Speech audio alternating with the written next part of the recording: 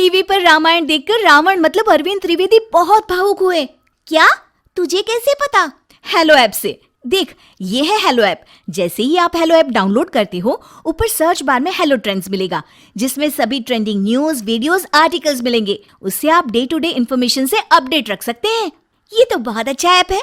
मैं अभी डाउनलोड करके खुद को अपडेट करती हूँ। अनपढ़ बहू।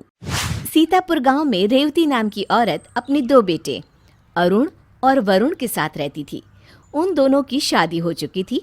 रेवती की बड़ी बहू सोनाली बहुत ही पढ़ी लिखी थी, लेकिन उसकी छोटी बहू चारू ने कोई पढ़ाई नहीं की हुई थी।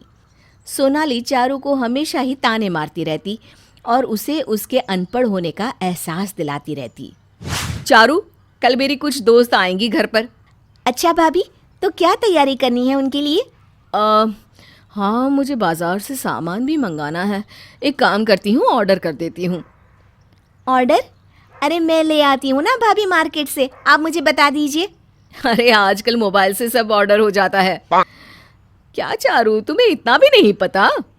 नहीं भाभी, पर आप सिखाओगी तो मैं सीख जाऊंगी।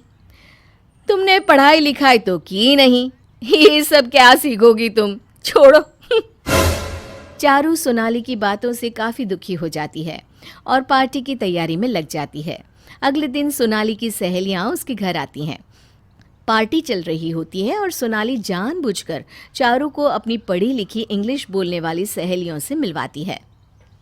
Richa, she is Charu. She is my brother in law's wife. Hi Charu, how are you? Charu को रीचा की बातें समझ नहीं आती, पर वो फिर भी बात करने की कोशिश करती है। मैं fine, you? Yes, I am good too. So what you doing this days? माफ कीजिएगा, मुझे अंग्रेजी भाषा नहीं आती। Oh, I am really sorry Charu. Sonali को चारू की बेइज्जती होते देख बहुत अच्छा लग रहा होता है, पर चारू को बहुत ही शर्मिंदगी महसूस होती है।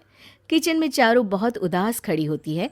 तभी उसकी सास रेवती उसके पास आती है। क्या हुआ बहू, तू इतनी उदास क्यों खड़ी है? कुछ नहीं मम्मी जी, वो सोनाली भाभी की पार्टी चल रही है ना बाहर, मुझे समझ ही नहीं आ रहा कि किससे क्या बात करूं। अरे बहू, इसमें समझ ना आने वाली बात क्या है?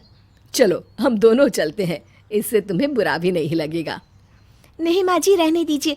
सोनाली भाभी को शर्मिंदा होना पड़ेगा मेरी वजह से। चारू वहां से चली जाती है। अरुण और सोनाली के बीच झगड़ा हो जाता है। तुमने आज पार्टी में कितना खर्चा कर दिया सोनाली, और उस पर भी तुम्हें और पैसे चाहिए? देखो, मुझे ज्यादा ताने मारने की जरूरत नहीं है। मैं नौकरी करती हूँ, समझे? वो तो मेरे पैसे खत्म हो गए हैं, इसलिए तुमसे मांग रही हूँ। हाँ, तो कौन सा वो पैसे किसी काम आए हैं? घर पर तो तुम देती नहीं हो एक भी पैसा। पता नहीं कहाँ खर्च करती हो। तुमसे अच्छी तो चारू है, कम से कम वरुण का ऐसा खर्चा तो नहीं कराती। अरुण और सोनाली इतना तेज लड़ रहे होते हैं कि उनकी आवाज बाहर तक आ रही होती है। चारू वहां साफ सफाई कर रही होती है।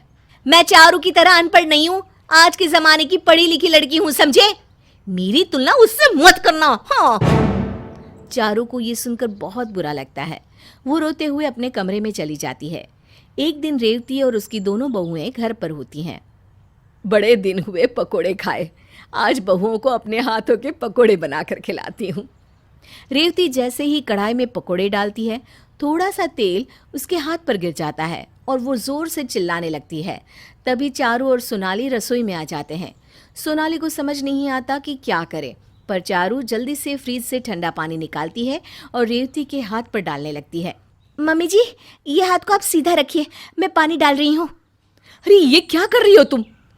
इससे मम्मी जी के हाथ में छाले नहीं पड़ेंगे, और आप ना जल्दी से डॉक्टर को फ़ोन लगाइए। हाँ। सोनाली डॉक्टर को फ़ोन लगाती है और डॉक्टर घर पर आते हैं। वे रेवती के हाथ पर दवाई लगाते हैं और कुछ दवाई भी लिख कर देते हैं। ये दवाई आप ले आइएगा अभी ही। जी डॉक्टर, आपकी फ़ीस? 2000। मेरे पास तो अभी इतने पैसे नहीं हैं। तुम्हारे पास हैं क्या सोनाली? नहीं माँ जी, मेरी सैलरी ख़त्म हो गई है, लेकिन मैं इनके ATM से निकाल कर आती हूँ। डॉक्टर, अब 10 मिनट रुक जाइए ना प्लीज़। डॉक्टर, ये लीजिए, मेरे पास है। डॉक्टर फीस लेकर चले जाते हैं। ये लीजिए भाभी और पैसे, और मम्मी जी की दवाइयाँ ले आइए। अरे, तेरे पास इतने पैसे थे? हाँ मम्मी जी, ये पैसे मैंने घर खर्च से बचाए थे। बेटा, आज तो तूने संभाल लिया, वरना मेरे हाथ में अभी तक तो छाले भी पड़ गए होते। भले ही तूने पढ़ाई लिखाई ना की हो, पर तू बहुत समझदार है। चारू ने जिस तरह से आज अपनी सास को संभाला, ये देखकर सोनाली बहुत शर्मिंदा होती है और उसे एहसास हो जाता है कि इंसान को उसकी पढ़ाई लिखाई से नहीं बल्कि उसकी समझदारी से आंकना चाहिए।